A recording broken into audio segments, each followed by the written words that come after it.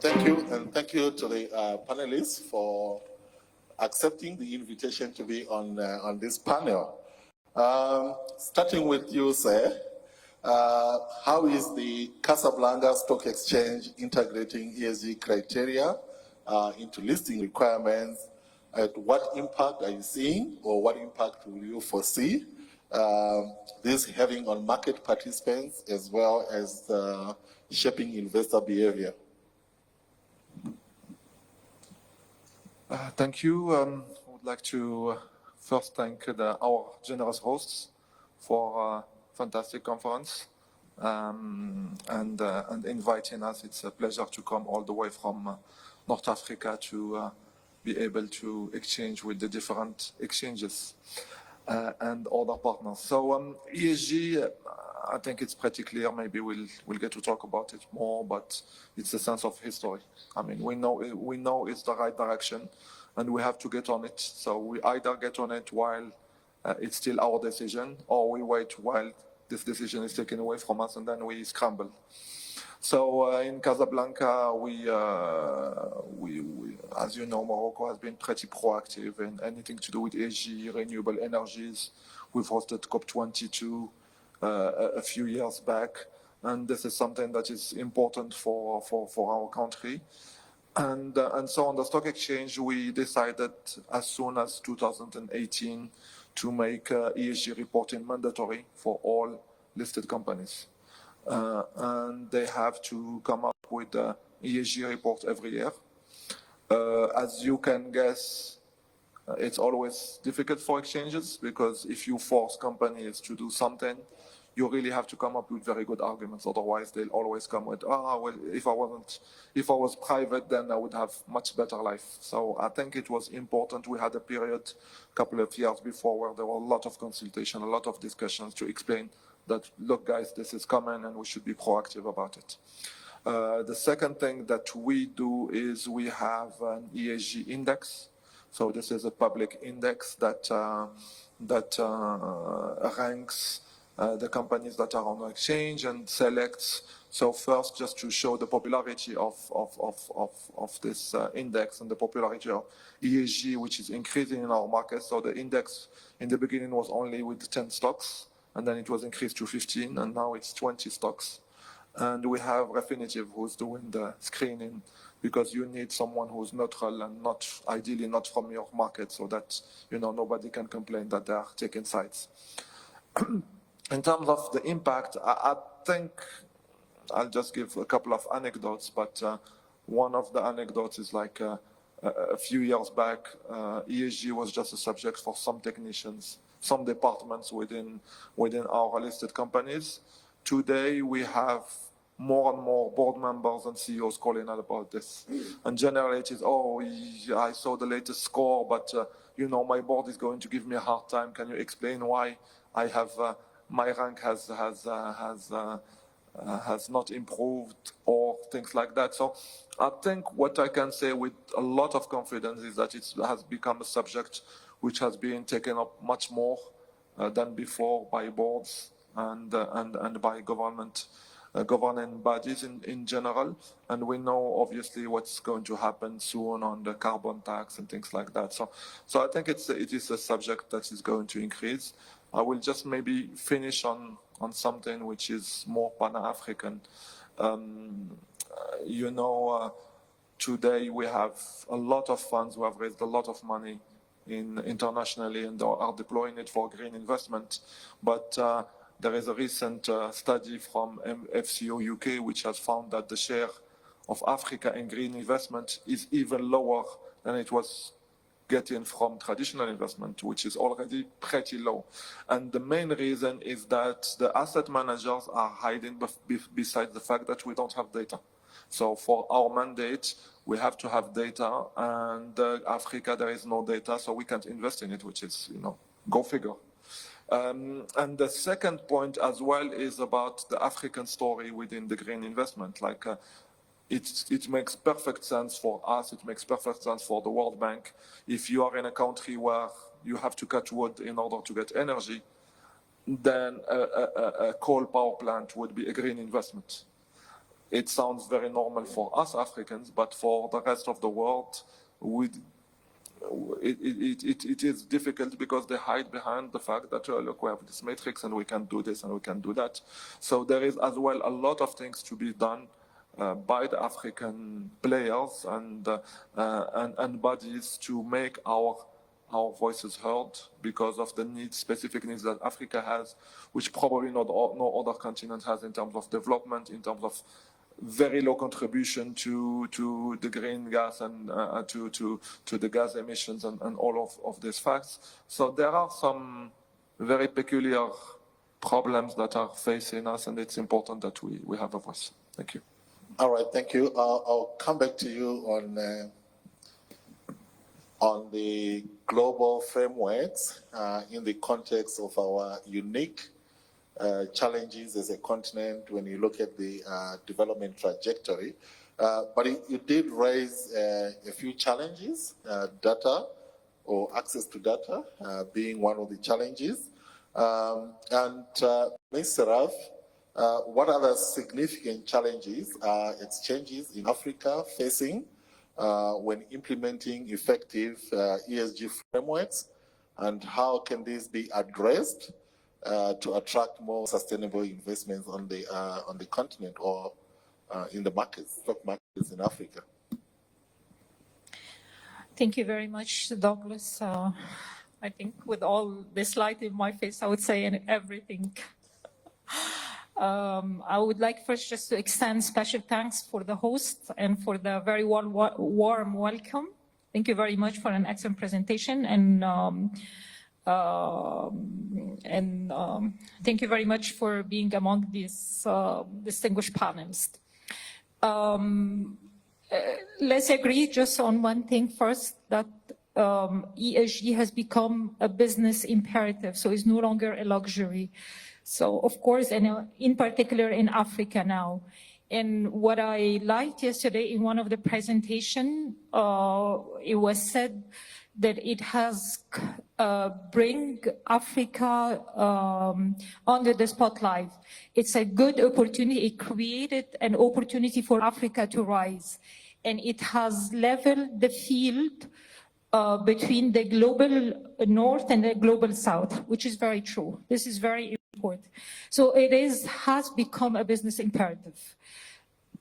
One of the challenges and one of the key challenges behind the implementation of ESG in Africa is basically a standardized framework, the lack of a standardized framework, regulatory framework.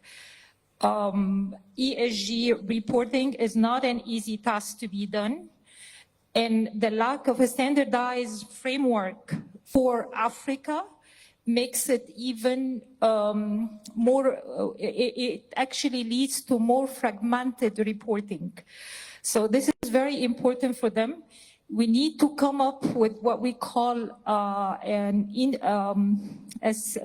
region-specific framework, if we can possibly do that. And what's even better is to have an Africa taxonomy that could bring some clarity on what is ESG and what is acceptable and what is sustainable and what is not sustainable. This is an important point that probably needs to be studied. And of course, and I will build on what Tarik was saying, it's the lack of data. It's the lack of data, and I would put it a lack of reliable data, together with and coupled with very limited technological infrastructure, which makes it even harder in assessing the data itself. So this is another important point that we really need to study, and we really need to take it into consideration for Africa. And we need to give a hand for those people. So it's a lack of lack of standardized framework, and the lack of the technological infrastructure and the lack of awareness and the lack of resources, in particular for SMEs. So those people, if you can possibly get some resources for those people to start embedding and implementing ESG in their business models, would definitely help. What we need to do, well, basically, it's at the end of the day, I would say it's a collaborative action. So we probably need to get engaged with ESG leaders, with NGOs, with governments. It's a collaborative action at the end of the day. We need to promote the concept of ESG and to raise awareness and to have very effective capacity building so people would understand what does it mean ESG, what's behind it, and how to do it. That's another thing. So capacity building is another very important thing. We need also to start supporting technological infrastructure and technological, I would say, solution with specific matrix for those companies to have standardized reporting that could be comparable and according to international standards. And when I'm talking about African taxonomy in African standardized framework, that has to be in line with the global standards. This is another very important point because at the end of the day, we'd want to attract more inflows from the global institutional funds. All right, thank you. I think the good thing is that there are developments around the continent-wide sustainable financing taxonomy. I think the first one was done in South Africa, then Kenya followed, and I think Nigeria has been developing one as well, or has developed one. But then there was that thought that instead of having a taxonomy for each country, let's look at a continent-wide sustainable financing taxonomy, and I'm happy to share that that work is going on at the moment, and hopefully that can then be tied to the region-specific ESG framework for disclosure that you mentioned. Still on challenges, Ms. Gibson, one of the challenges often raised by companies is getting the buy-in of the executives at the top, the so-called sign at the top, and reflecting on your experience as a Chobe Holdings, how are you integrating ESG into the business, and how have you overcome that challenge? It might not necessarily be you because you are the sign at the top, but how has this been addressed within your holdings? Thank you very much. I think we are very, very lucky as Chobe Holdings. So we are Botswana's only ecotourism entity that is listed on the stock exchange. And from our genesis, it was about sustainability. It was about protecting the environment in Botswana and more widely within the region, and finding a way of doing that that brought everyone along with us. So it's in our DNA. And I think that's made the decision-making much easier. What has also made things easier are the fact that within Botswana, there's been a real understanding that protecting the environment is not just good for the environment itself, but also good for the people of Botswana and the development of Botswana. So it's something that we do. We do it naturally. We do it because it's in our DNA. If we look at the business case for sustainable development, we have something that we call our shared value model. Nobody is going to protect something that they feel they don't have any benefit from. So in terms of shared value, we have ensured that all of our stakeholders have benefited from our efforts in the tourism space. We've ensured that government has received the resource royalties that are maximized. We've ensured that our staff receive remuneration that is fair and allows them to develop their lives and develop the lives of their children. And we've also ensured that our shareholders have received a reasonable return for the capital that they've invested in our company. And I think it's incredibly important that we bring everyone along on the journey. And it's very important that throughout the organization, we understand that that is our raison d'etre. That is why we do what we do. From our perspective, we operate camps and lodges throughout northern Botswana. These camps and lodges are in very, very delicate environmental areas, and we're privileged to operate predominantly in the national parks and game reserves of Botswana. As part of that privilege, we have a responsibility to ensure that we leave as small a mark as possible. We can't ensure that we leave no mark, but it's vitally important that we take proactive steps to ensure that the impact that we have on the environment is broadly positive. And I think that we've achieved that. There is an investment case as well, because if we don't deliver on long-term sustainability, we degrade the environment that we are absolutely dependent on to operate. And in the last 5 years, we've invested heavily in that environment. We have ensured that the majority of our camps and lodges are on solar power, using the power of the sun to provide the energy requirement for the camp. And that's incredibly important for us. But there's an investment case as well. The returns on those investments are very, very rapid. And once we've paid back the initial capital cost, we essentially have free energy. And where we operate, energy is expensive. It's not just buying the litre of diesel. It's about transporting the litre of diesel into this delicate environment and the risk that that entails. And it's very, very important that we reduce risk at all opportunity, and that is part of the risk reduction. As Chobe, we've been pioneers of ecotourism in Botswana, and that's given us a first mover advantage that we've leveraged to make more of a difference. We have innovated, we have been the first operators of electric game drive vehicles and boats. And in the right environment, they make sense. They make sense because they're the right thing to do, and the investment is repaid. And we've been very, very proud to be able to lead in that environment.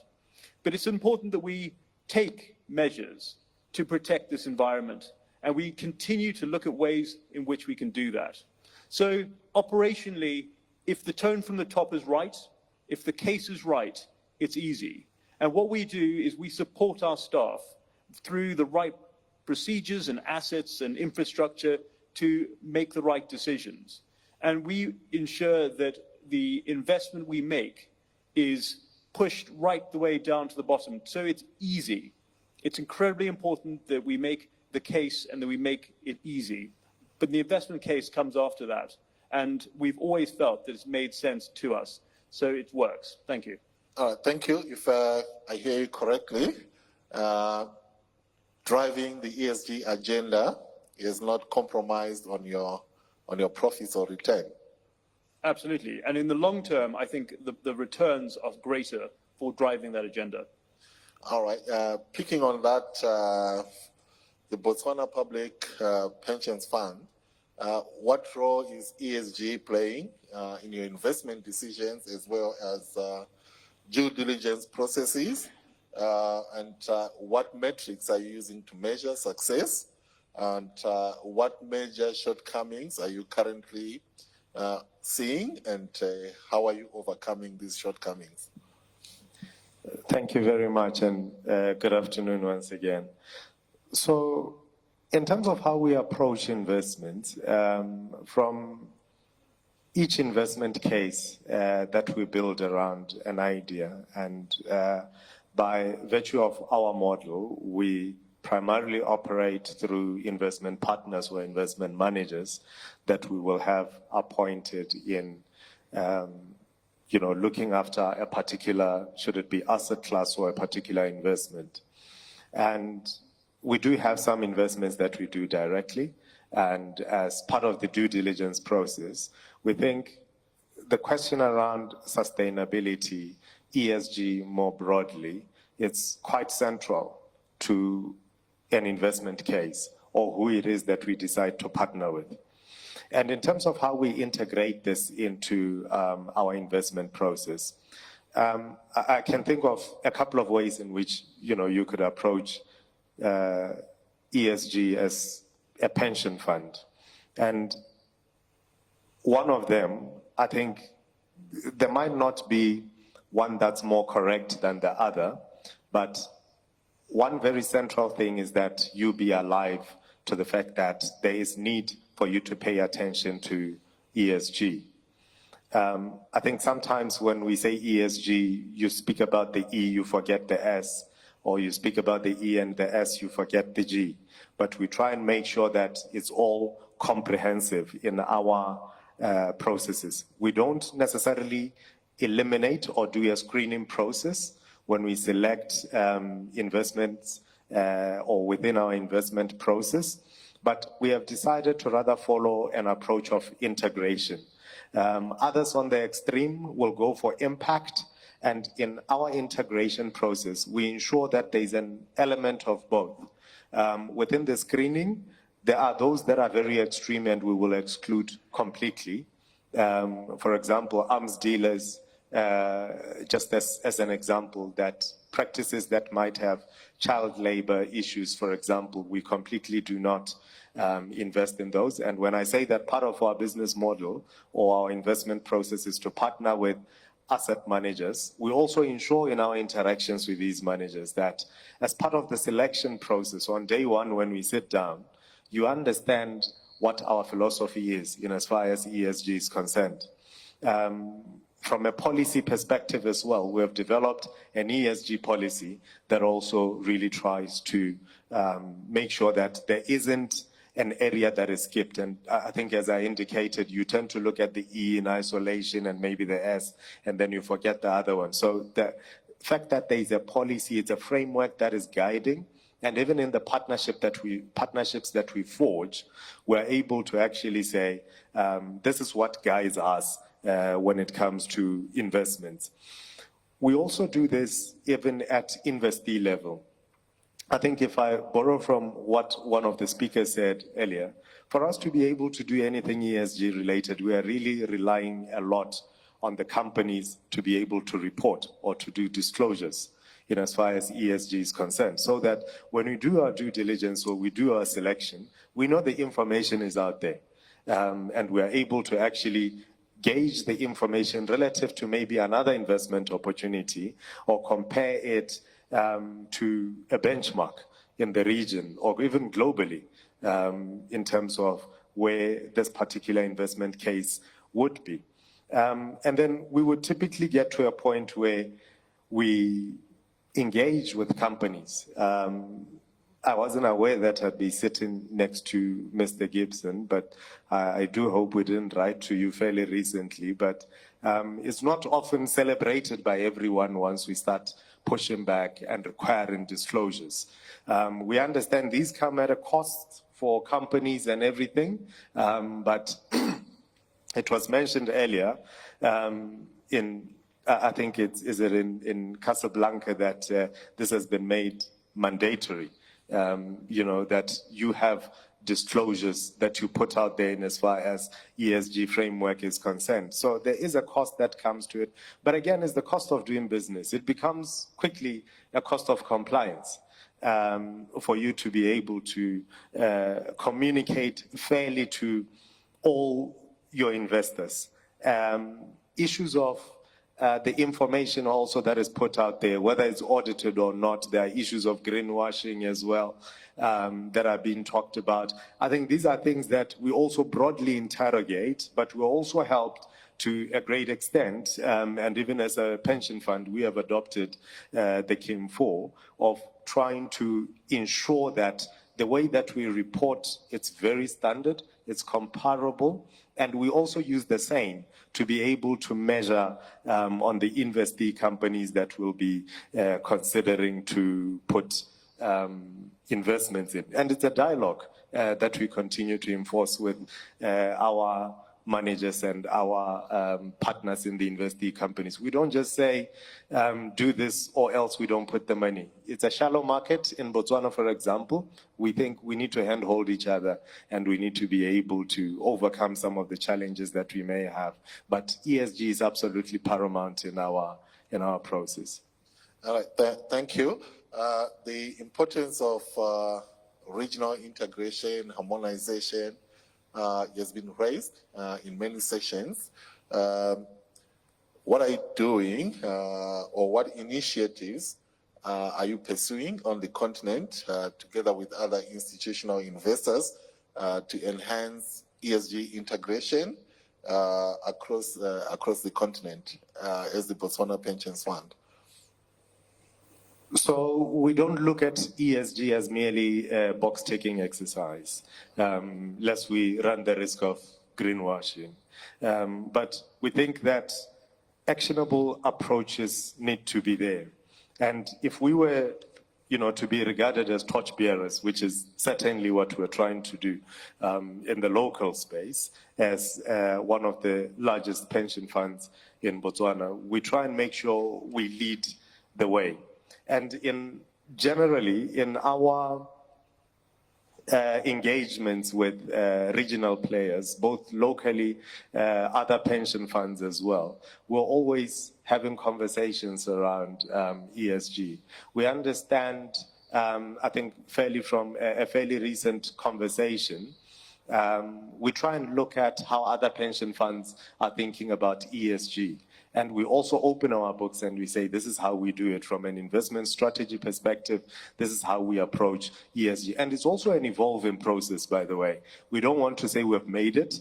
We're also learning in the process in terms of how we can integrate ESG further in the process. We have recently had a benchmarking exercise where some of our partners in Sudan came to Botswana, and a couple of months ago, again, from Tanzania came to Botswana to come and have a sit down with us and say, your approach in as far as ESG is concerned, or broadly your investment strategy, how do you think about this? And these are some of the conversations that we make use of for us to be able to drive the ESG agenda. And we really try and be cognizant of the fact that we may not be at the same level at any point. That is why we think of ourselves as somewhere in the middle. There's more to learn, but we aren't at zero. We have already started putting some things in place in as far as ensuring that should it be governance, should it be social and environmental factors, we pay attention to these, because if you think about how ESG plays in an investment case, it basically defines the sustainability of your investment case. If you don't consider ESG, is going to be quite short-lived. So that's how we approach this in a number of conversations that we have with our counterparts regionally to ensure we drive from a Botswana perspective, definitely, but also try and leverage on our size and our position in the market to drive it at a regional level. All right, thank you, Mr. Senhaji. Picking up on something that both you and Mr. Serafi raised, how can stock exchanges on the continent balance the need for standardized global ESG reporting frameworks with the unique context and challenges on the continent if one looks at the continent's development trajectory? So I think Heba has done a good job talking about the global issues and the multilateral coordination.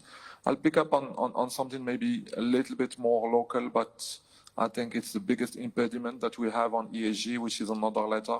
It's H. It's the power of the habit. And I really like what John has said. A lot of companies, when you talk to them and you say ESG, then the CFO, oh, I'm going to put another reporting system, and people are like, oh, you're going to give us more criteria, and we have to do this, and we have to do that. And once we developed a local network of ESG consultants who would, take you by the hand, walk you through it. And also, I think what John has said, it's important, which is if all the people who work for this company understand why they are doing this and how they are doing this, then you will realize that getting the ESG message and getting people to adhere to the ESG message is so much easier than if they think, okay, it's something which is imposed from New York or from the EU and they have to comply. Then everybody is like, oh, and then it's the habits. Their traditional habits takes long. So my own perspective is locally, you have to make sure that people understand the why, and then the how will become much easier. Thank you. All right, thank you for that. And Ms. Serafi, one of the criticisms often cited, if you look at stock exchanges, regulators, is the lack of enforcement of ESG reporting requirements compared to financial reporting, the lack of sanctions for non-compliance. How are you addressing these, should I say, challenges or criticisms within the Egyptian Stock Exchange? What accountability mechanisms have you included in your ESG framework? The short answer for me is we made it mandatory. That's the short answer. So yes, unless you make it mandatory, people will not comply. As simple as that. But I'll tell you, in particular at EGX, we started the journey of sustainability early on in 2009 when we decided to go with the United Nations Sustainable Stock Exchange. And we're one of the founders. And then in 2010, we launched our first ESG index in collaboration with Standard & Poor's in order just to shed the light on the companies that comply with the ESG and the governance. And then we started, later on, we came up with what we call a model guidance of sustainability reporting for the listed companies to start reporting on sustainability, but it was entirely on a voluntary basis. But we didn't find much interest in that. And nobody complied at the time, with the exception to very few blue chips. And I have to say, it was basically the buy side that was behind it. So had it not been the buy side who dictated them for that, they wouldn't have done it either, because it's very sophisticated. It's a lengthy process. Nobody knows what is material and what is not really material to be included in the reporting. So it really needs a good capacity building in order to go on with this reporting. Then we made it mandatory for all listed companies, but we started to make it a little bit gradual. So it was a little bit relaxed for the small and medium, and we made it for the blue chip. They have to file 2 sustainability reporting, one ESG reporting, and the other one, the TCFD report. And we waived the TCFD reporting, for example. It was not mandatory for the SMEs and for companies whose paid-in capital less than 500 million.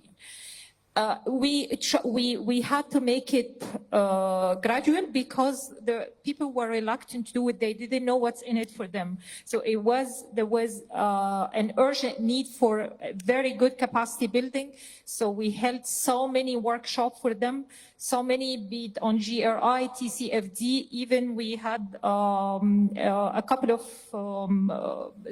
training sessions regarding IFRS 1 and 2. So which should come into effect, I mean, in a year or 2, if you can come up with a unified regulatory framework. And not only that, we even taught them how to calculate their carbon emissions. So we made what we call the carbon clock for them. And we support the digitization of the platform, so it make it even easier for them to start reporting. It's a challenge, 100%. But unless you make it mandatory, you can give some incentives if you can possibly do that, fiscal incentives, if possible. If not, it's the buy side, it's the capacity building that you're doing in the market awareness, is what we call sometimes what we have, the ESG rating. So this would give them an incentive. At the end of the day, there would be part of the ESG index, which is being tracked by big funds that we have in Egypt and international funds, the ESG index. So otherwise, and of course, with the capacity building that we're giving, that's all what we can give, at least at the EGX. But in addition to that, the EGX, we just launched the voluntary regulated carbon market, which should pave the way for more green finance and which should lead to a just transition. The very important point and a key point is what we call the double materiality. It's the financial and the impact materiality. And at the end of the day, you need to have this holistic approach for the African market because very peculiar. You need to address certain issues like poverty, social inequality, social unrest, all those things have to be taken into consideration. So on one hand, the listed companies, they become much more attractive investment from an investment perspective. And on the other hand, you meet the goal of your country of having an inclusive, sustainable economic growth. All right, thank you. Picking up on the mandatory reporting, Ms. Gibson, the competitiveness that you have shared earlier has been driven more by your organizational purpose, right? As the globe or the global world moves towards mandatory reporting, that is the shift towards mandatory reporting that she also mentioned, there are concerns that mandatory reporting will just have that mindset within companies to comply with the minimum requirements. That maybe mandatory reporting will lower the bar for ESG integration. Companies will just do the minimum requirements. What are your views, given your experience, with regards to the voluntary, purpose-driven ESG integration that you're already doing, and then the mandatory compliance where, like she said, tick the box, you have met the regulations, you have met the requirements? I think it's a very, very good point. And we are on a journey from a reporting perspective, not only as a company, but as a nation as well. And what I found very interesting is that we have tried to improve our reporting over the last 5 years. And what I'm starting to see is that people are actually taking note, and it's starting to make a difference. And we are very, very lucky as a company because we have to put out an integrated report. And in our integrated report, we can tell not only our own story, but the wider industry story. And it's important that that story is told. And what we're trying to do is every year get slightly better at how we measure and how we present that information. I think the danger is that we know on a financial basis, numbers are numbers, and sometimes you discover the numbers are not numbers. But I think from an ESG perspective, it's slightly more complicated than that. And often we have discovered that what we believe is not necessarily true, it's how it's presented and what the interpretation looks like. So what we're working very, very hard to do is provide that interpretation so that people can use the information. And the BPOPF, for example, discussion is that it's not a quantitative thing, it's a qualitative thing. And I think it's important that we provide those qualitative answers and we provide them to the best of our ability. Yes, it's difficult. You have to set a minimum, and some people will only meet that minimum. And there might be some areas that we only meet the minimum. But I think what you need to do is present an aspiration that it is better, that information is freely available and information is available in a way that can be interpreted and used for better investment decisions, for long-term sustainable growth. And I think when I look at ESG reporting, that is what it provides. The ability to analyze an investment in the long term and not in the short term, because short-term financials, the world changes.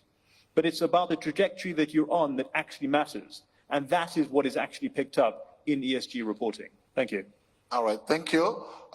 If we may field some questions from the audience.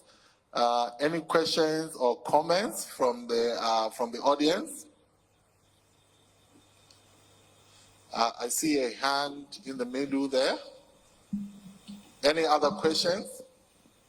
There's one here.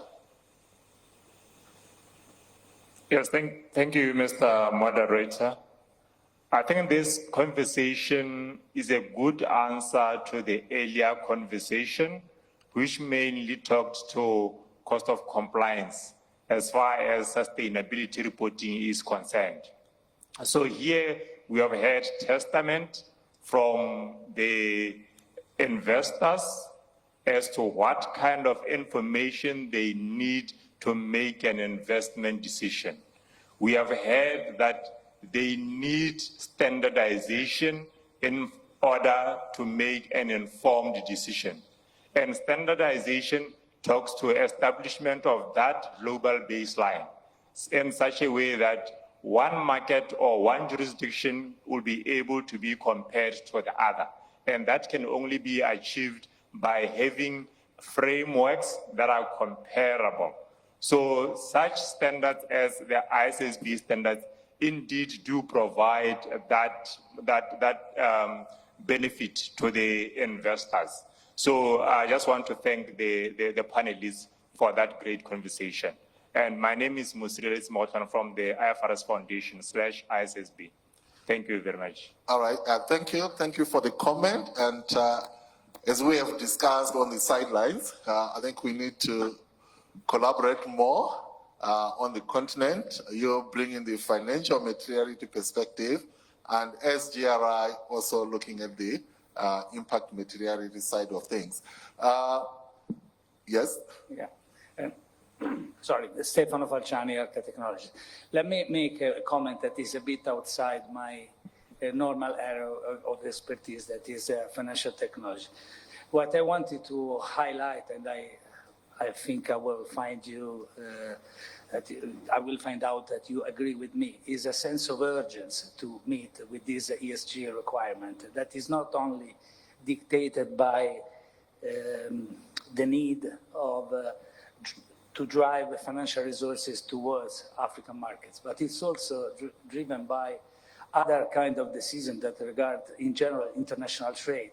I'm sure you're aware of a CBAM mechanism that has been launched in Europe, and that is going to be launched, a similar program is going to be launched in UK and US.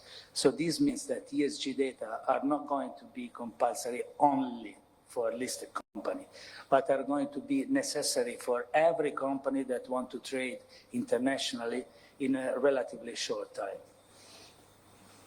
All right, thank you. I don't know, I'll pass to maybe Juan, but CBAM, Yes. we don't talk much about it on the continent, but its impact is really going to be Yes, quite it will enormous. come into effect 2026, and we already conducted several awareness sessions for the 6 sectors earmarked by for CBAM, the fertilizer, cement, and steel, and all that. And yes, of course, otherwise they wouldn't be able to export. That's a very important point as well. Yes, absolutely. Not only From a business perspective, yes. Yeah. But people are keen about the money, so if they won't get access to finance because of the buy side, they're keen to have this ESG reporting, and it has become imperative for them. We have one of the biggest acquisition deal. It has been put on hold till the company conforms to sustainability and have in place good sustainability and ESG policy inside. All right, thank you. I see the clock is red there, but I think CBAM is probably one of the sessions that we need to include in the next Asea conference. There's also pretty much no standardized price for carbon. I think if you look at South Africa, it's probably $38 or 38 cents per ton equivalent of carbon. If you look at Sweden, it's 132. Yeah. I'm not so sure the pricing in Europe, but yeah, I think those are some other gray areas that need to be really worked on before the CBAM comes into effect. Absolutely. But I think maybe the MC will indulge us in just closing remarks from each of our panelists, 30 seconds, and then we wrap it up. So for me, I just want to leave you with one simple proverb, which is, if you are not at the dialogue table, then you're always wrong.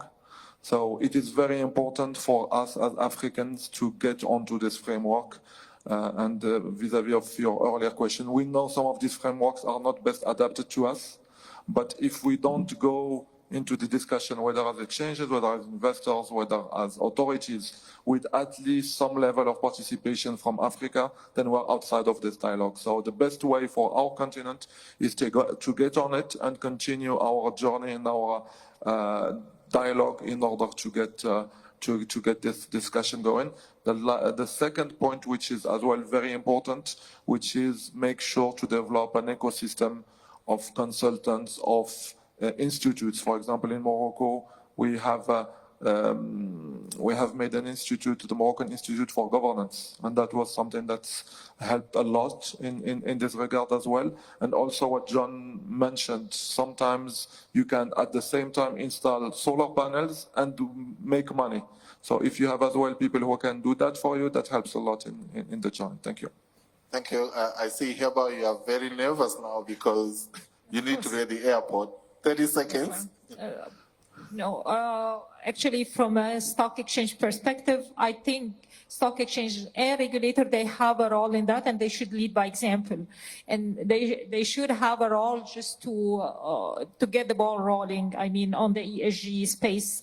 And of course, they should facilitate the implementation and the integration of ESG for the companies and the entire ecosystem.